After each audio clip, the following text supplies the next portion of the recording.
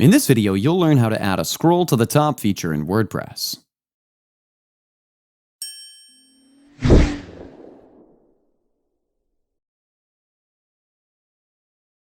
For this functionality, you need to install a plugin named WP Front Scroll Top. Let's configure the plugin settings now. You need to enable WP Front Scroll Top settings. Also, enable JavaScript async as it increases site performance. You can set the number of pixels to be scrolled before the button appears. Adjust the button size as needed. Set button opacity and button fade duration. You can set everything accordingly. Enable this setting to hide the button automatically. You can explore all the settings on your own.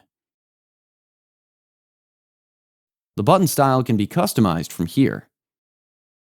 Explore various button location settings from here. And you can filter pages here. Select the pages that you want to include a button on. You can also select the button image. Add a custom URL here if you have one. And once everything's in place, click on Save Changes.